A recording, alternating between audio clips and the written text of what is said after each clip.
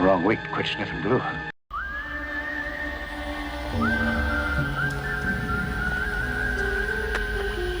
What's he building in there? Good morning and welcome back. Beginning to start another week's work on some model building. And last week when I mentioned finishing up some obligations, that's what I meant was I've got a commission build that I'm working on. Now, generally I don't like commission builds because I don't like people telling me what to do. I've done that. I've worked for 30 years. I don't need people telling me what to do. But I spoke to Richard, and this is a gentleman who I've done commission work with before, and he proposed, he wanted a Proteus done. Well, I've already done that. I didn't want to bore you with showing you another Proteus. But he had an interesting proposal. What he wants is a shelf kit, no lights, no bells, no whistles. Basically a shelf kit that you can look at from afar. And he wanted the windows tinted, like they are on the box art, so that I wouldn't have to worry about putting a full interior in it. No back room, obviously, no opening up the back. So that's what piqued my interest. And B, the Proteus is a kit that's easy to ship. I hate shipping models out because if there's a nacelle, if there is a mast, if there is a antenna, you know, I can guarantee you that it will break. It will snap off. It will, it will get damaged in the post, no matter how you could have an angel hand carry it from point A to point B, and it will still end up broken. But the small kits that I did for him before, the Flying Sub and the Spindrift, they got to him easily enough, and they are compact enough that you can wrap them with the bubble tape and get them there safely. And the Proteus is the same way, really. Only the bubble sticking up from the top is the only problem. It's compact, there's nothing sticking out, and since I'm going to be sealing the top and bottom hulls together, there's no chance of anything jostling around inside. So that's what piqued my interest. I said, okay, let's do that. So I was working on that this weekend, and I really wasn't going to bring it up on video, but for the fact that I wanted to show you how the tinted windows came out. Okay, here's the patient as it is. As you can see, a simpler paint job inside. No back, because closing off that door and all that. And then here is the top to go on it. So we're getting there. We're pretty close. But here's what I wanted you to see. I'm not going to be shy and tell you it didn't take 4 attempts. This is the 4th attempt, but it turned out. And eventually, if you do something enough times, you will get a good result. And you can see the amount of tinting. If I put it over top of the white instructions, you will see that there is some tinting going on there, and that's just basically automotive. I'll put it over here.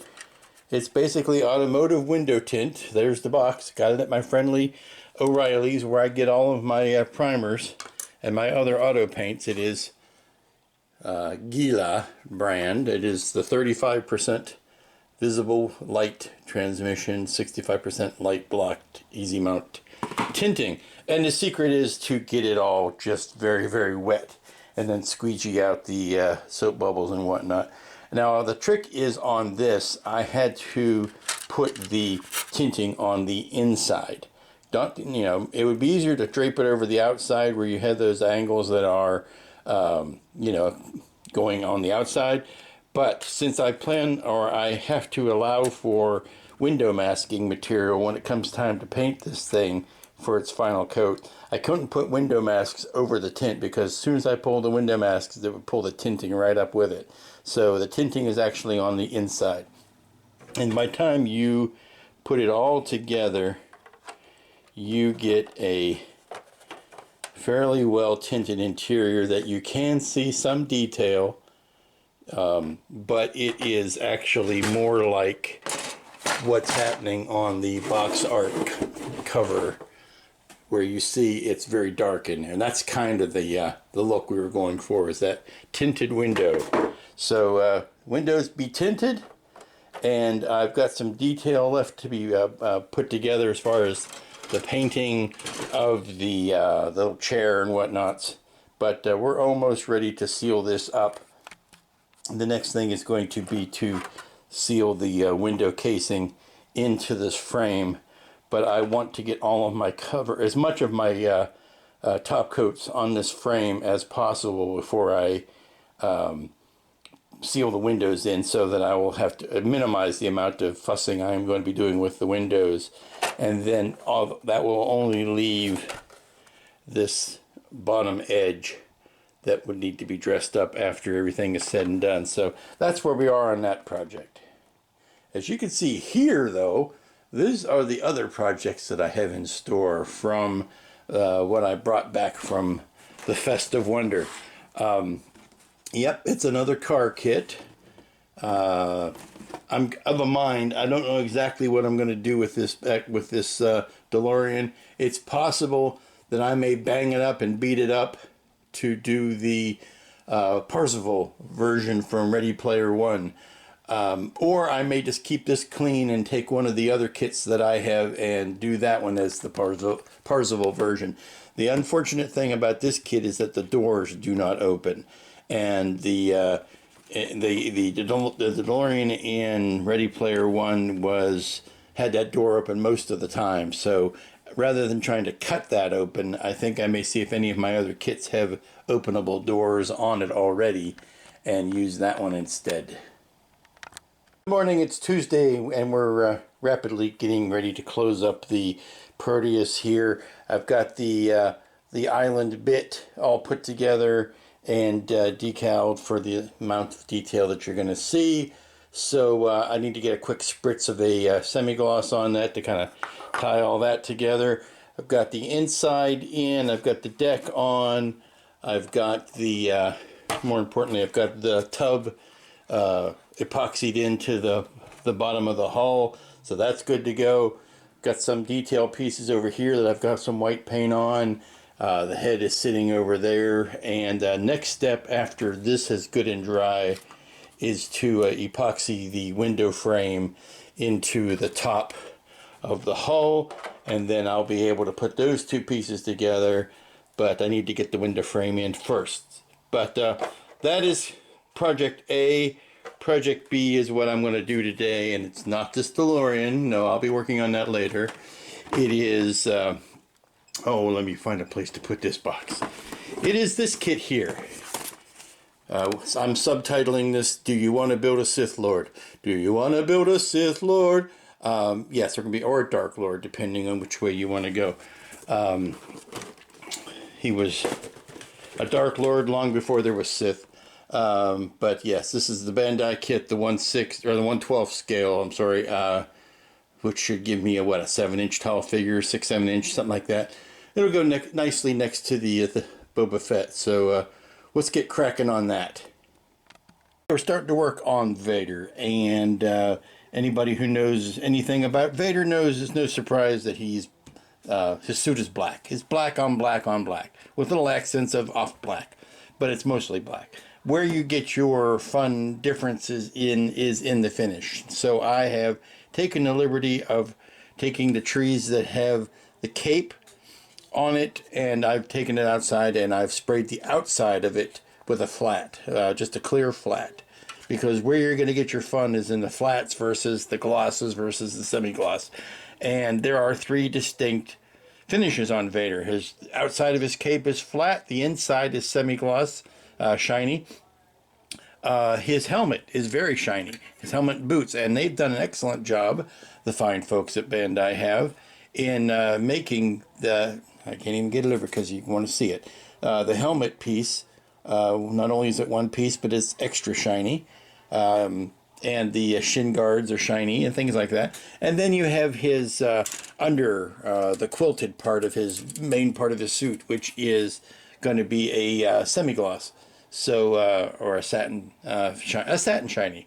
So as I get those parts put together, I will be finishing them.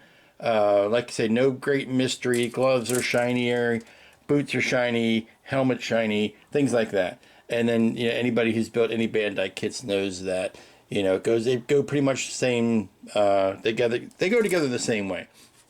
And they're very posable when you're done. And these are the soft, rubbery, posable, jointy parts. So let's get down to it. Now, they recommend starting with the head, and we certainly can do that, which involves the only real painting that needs to be done on this kit, which is the back of Vader's little wee burnt up noggin, which is that piece there, and I need to put some flesh color on that. So let's take care of that and get the head built. It's an interesting bit that I've noticed. I'm working on Vader's torso, and you can see the flat that I sprayed, how it looks against the semi-gloss of the quilting and the flat of the cape. I think is a nice contrast. But I was in error when I said this was all molded in black, because the shoulder piece, this bit here, is actually molded in a dark gunmetal. When you put it next to, it's tough, maybe tough to see on the video here, but when you put it, I'll put it up here on the white, maybe you can see. When you put those two colors side by side, there is a difference. And when you just look at all the trees in the laying in the box, you don't notice that. But there is a difference, and that makes sense as to why they give you decals that go on the on this piece here. That's actually to re-accentuate the black parts of it. I was thinking I was going to have to paint that, but now I can see how the decals are going to look, and I can decide whether painting it will be necessary at all. But it's going together really quickly, like most Bandai kits do.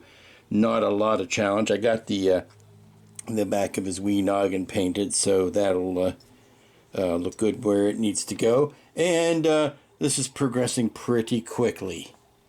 Okay, Vader's up on his legs now, and it's time for a lunch break. But it's going along very easily, very quickly. No problem. This will get done today, and then I only have to decide one major thing, and that is whether to use the decals or paint, particularly on his chest pieces and things like that. So I'll try the decals first, see how they look. But if I'm not happy with them, I'm prepared to paint.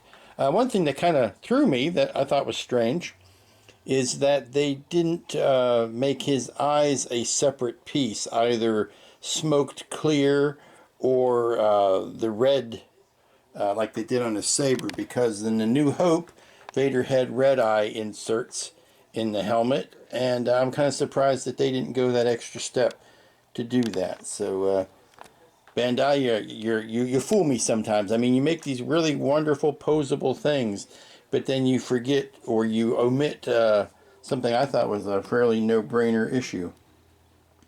And here you have the finished Vader body.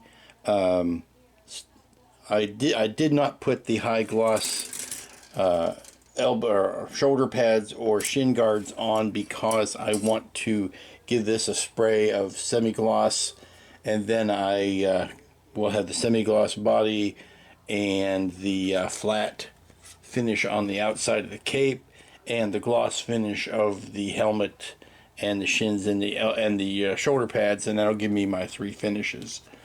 But now I think I'm going to take a bit of a break and then come back and maybe hit some of these decals and see how well they're going to go on here before I decide whether or not I need to scrap them all and paint. Okay, so I'm playing with the decals on Vader's chest pieces and breastplate, places like that, and I'm getting mixed results. Below a certain size, it's not worth putting the decals on because the decal film won't wrap around the contours. But in areas specifically where the decal is metallic, I am using that, which means all of the gold/bronze things that go underneath his helmet attachment I'm using. I am using these guys, but I'm going to paint in the side pieces. I am using them on this breastplate because I think that black is kind of effective. That one on the left hasn't dried in yet, but the left one on the right has.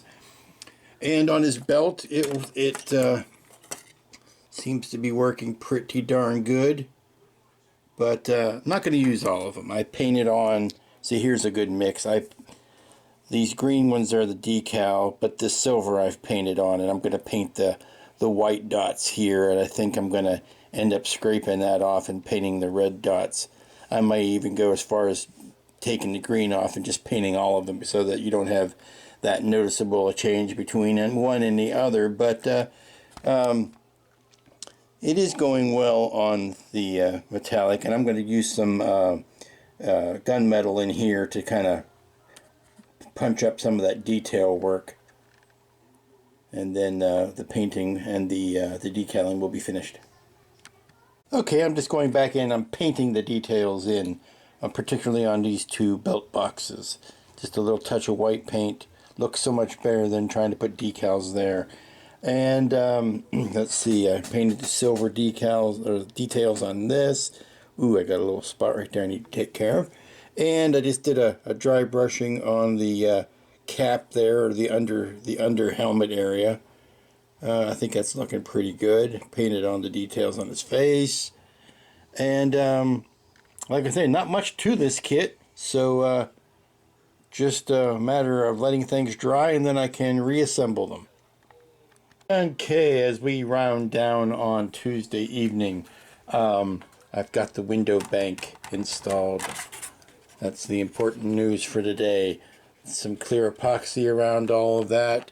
It's set up. I used the 1-minute epoxy, and it's set up just fine, but I'm going to let it set overnight before I really put any great amount of pressure and strain on there. I want to go back in there and wipe those windows down clean again, but to do that, I'm going to have to put some pressure on them. So we will wait.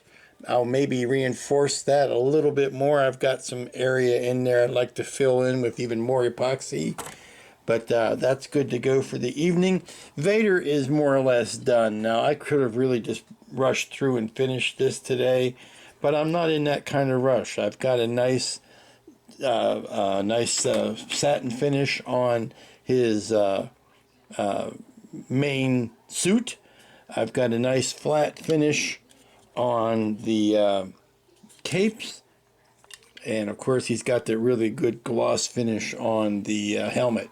So I'll get this slowly reassembled tomorrow and do the last minute finishing up touches on it, but he's mostly done. So we take that off of the stack and we pull something else out to work on. But these Bandai kits are great one-day projects. There's really no reason for them to take longer than that if you're doing the character or the smaller ships that don't require any painting or that much painting.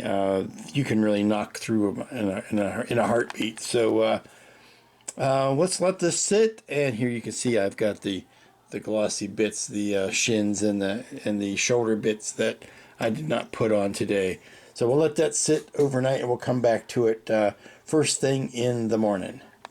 Okay, so I decided to work a little bit more tonight before I closed up, and finished up Vader, put him all together, and I came to a thing I really don't like. And I don't know how many of you people have built this kit and how you got around it, but I really don't like this. Try to make the cape mobile. I know you're trying, I understand what Bandai was trying to do, trying to make, it more posable, but I've got to find something to solve that problem, because I really don't like it, and I don't know exactly what it is yet, so I'm going to have to sleep on it and come back tomorrow. But generally, yeah, he looks good. Generally, he looks good. If I was really thinking, I'd find a way to light that saber up, but it would require a switch and a battery and all that kind of stuff. I might think about that.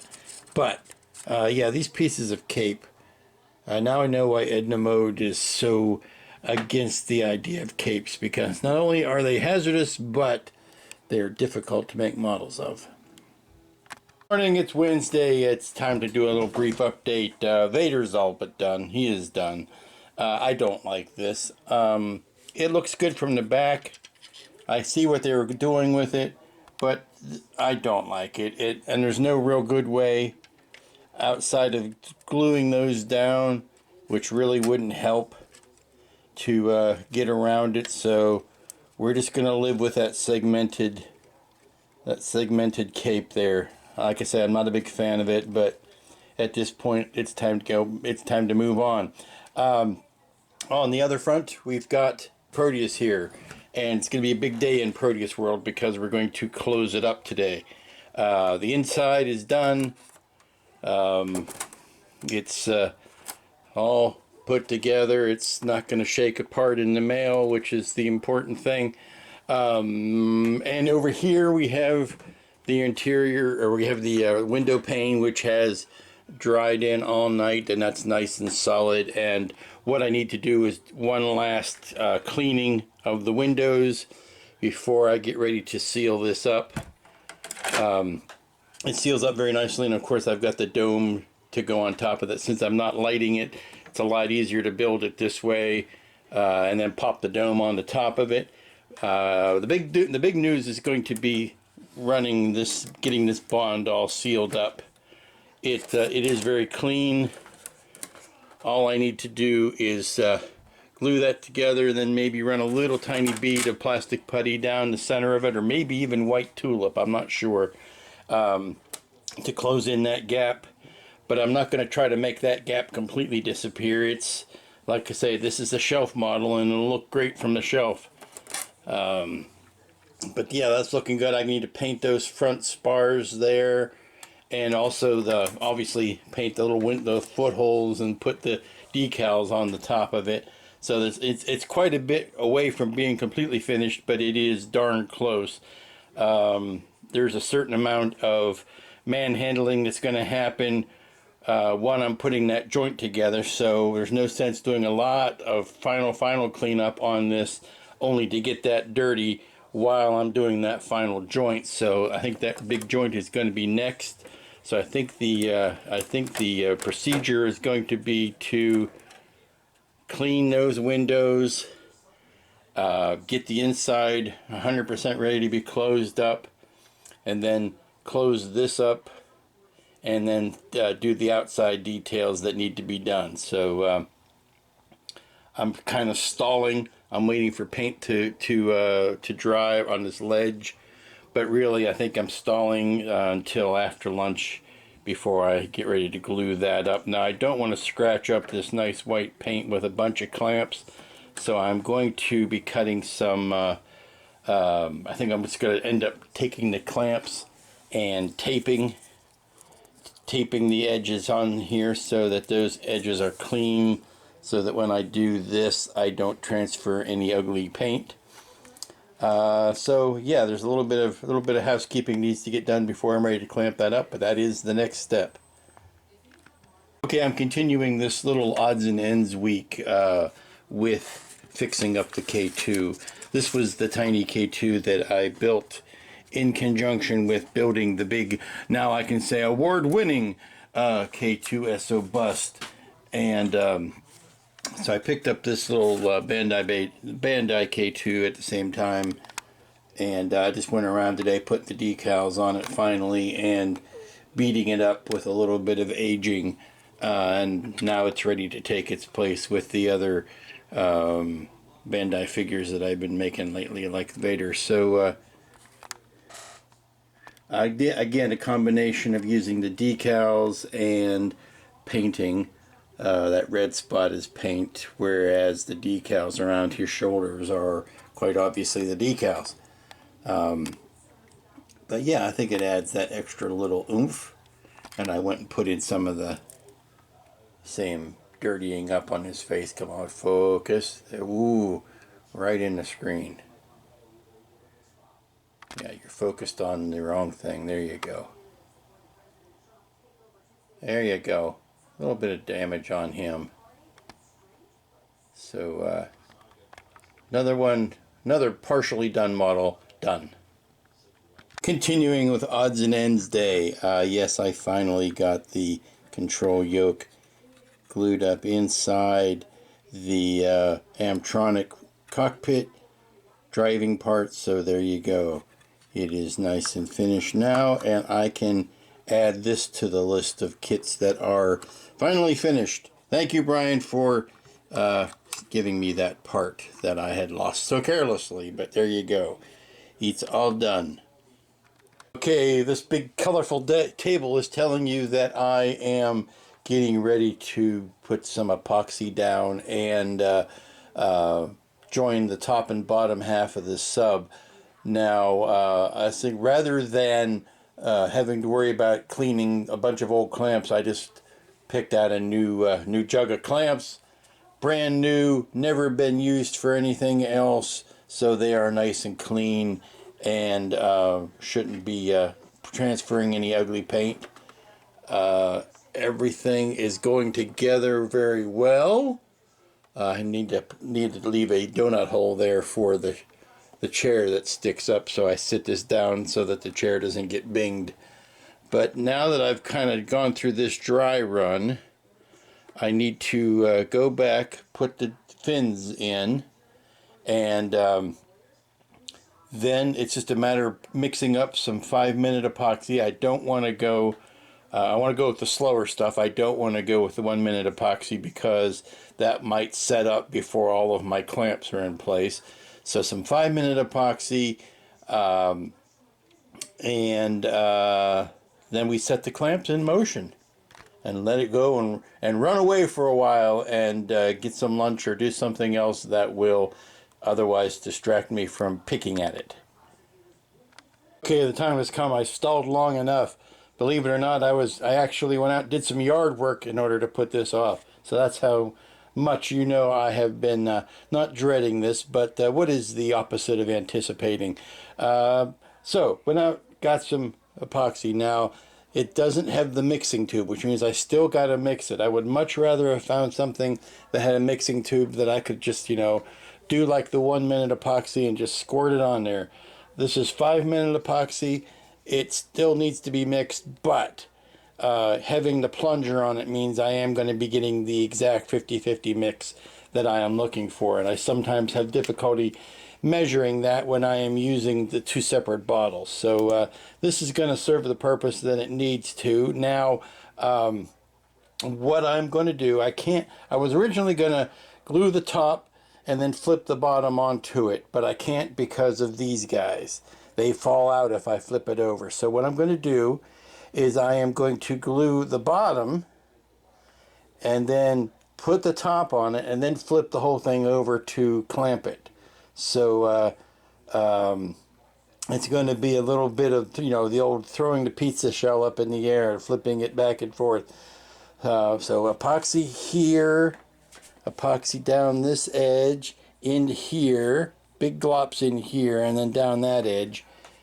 Put the top on very carefully, then flip the whole thing back over so it's resting on its back, and then put the clamps on it. So yes, I'm saying it twice so that I'm reminding myself. So let's get down to it. I don't know if I want to set this camera up to capture all this live or not, because I do strive to keep at least a PG rating on these videos. So next time you see it, the deed will be done. Okay, all the clamps are on, including this one big hand crank clamp, because the back end was giving me a bit of difficulty, so I had to tell it who's who. And everything looks to be pretty copacetic at this point. All of the clamps are doing what they're supposed to do. I'm going to get those guys out of the way because they're just confusing the issue. Yes, there will be some puttying need to be done, particularly in there, but I'm 90% happy. No, I am 100% happy on this. This has gone as good as it can go, so we're going to let it sit for the rest of the day and come back to it this evening. Okay, it's Wednesday evening, getting ready to close up work for the day, and I have taken all of the clamps off of the Proteus, and I've got a little bit of abrasiveness to clean up, but give it a shake. It's done. It's not going anywhere. I clean those windows off, the outside of them at least, and then do the detail painting, and then all that's left, I'm carefully putting that down on its top, is to dress up this seam, that edge, and I'm going to do minimal work on that. Probably what needs the most work is this seam right in here inside of where the rudder goes. But yeah, looking real sharp, looking really nice. I got the tail in, and I've got to glue these in right now. They're just in there in position, but glue those guys in and touch up the paint a little bit where the clamps were and hit it with the decals, and it'll be done. Yay!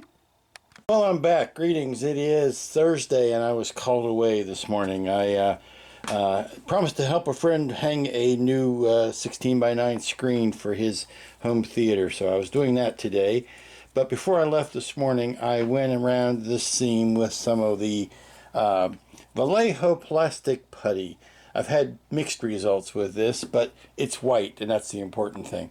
And I also went through the seam work with some tulip, with the white tulip, and I painted in the footsteps and the engines and the back window, getting some surface detail painted ready to go. So once I sand up that seam and cover it with a coat of white, I can put a gloss on this beast and put the decals down and do some actual finish work on it, and install things like, you know, the this is just too handy of a way to hold it right now to put those on. So put those on last, because those holes are just a really convenient way to grip it.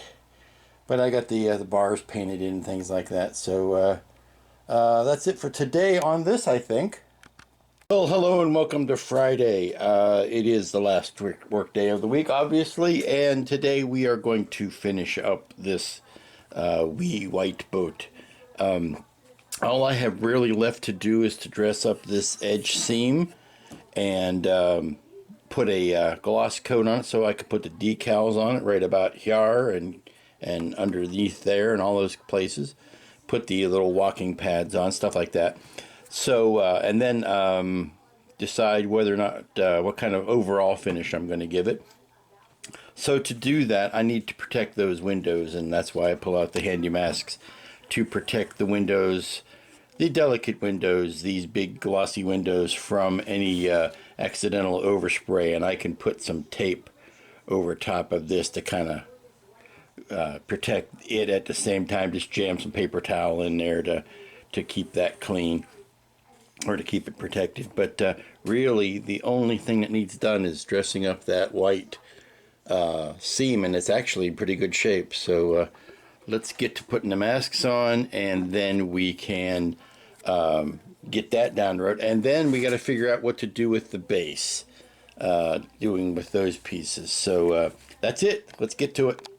It's the time where you don't see a lot of difference in the finish, but I'm doing a lot of little passes with the white spray to kind of finesse these seams back in. You see I've got the yellow covering up the painted areas or the clear windows.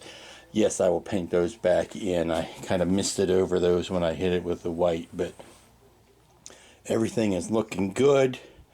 I'm ready to go to the point where I'm ready to gloss. Actually, that's got enough of a gloss finish on it that I could put the decals over that and then spray those, cover up those decals with another clear coat, and it'll be good to go. Once you put that thing back on top, I'll be able to pop the chair back in, put that thing on top, and then put the hatches on once everything is finished, which will keep that yellow gloss hatch separate and clean. And then this little surface detail goes in, and that keeps that nice and clean and separate. So it's coming along quite nicely. I think we'll certainly be ready to call this done today. And then I still got to figure out what I'm going to do with the base. I think I want to glue these down to a wooden base. Maybe not a real thick piece of wood, maybe a piece of the 1/4 inch Luan, but glue those down and then paint the whole thing black and sand it up, put some felt in the bottom of it, and call it a done thing. And here's where I think we're going to leave it for Friday afternoon. I kind of gathered everything together that I touched on or worked on this week, and it was kind of a fix some odds and ends. Now I did do this complete Vader figure, but I went back and I put the decals on K2 and weathered him, and I did finally put the control stick in the cockpit of the Amtronic. But the big, large amount of work this week was done on this Proteus and this Vader. And that's it for this week. You know, it's easy to get distracted by the new and shiny object, and that's really what I kind of happened this week, looking over the stash that I brought back from Wonderfest, and I really wanted to get on to starting with some of that stuff, you know, and I pulled boxes out and started looking at instructions and things like that. And while I did that, I realized I still had some odds and ends to tie up, some loose ends to tie up, like finishing K2 once and for all, and getting the control yoke into the Amtronic so that I could call that done. And that's the kind of stuff I need to take care of, because if you don't, that stuff piles up, and then you end up with a shelf of half-built models. No one likes that. So I'm doing a bit of cleanup here around the old casa, the old workbench, the old sod, and taking care of some stuff that I promised to get to, like this sweet ride. You know, third time's the charm. I'm finally getting to where I can do these without too much hassle. I got the bottom seam worked in. I'm very happy with that.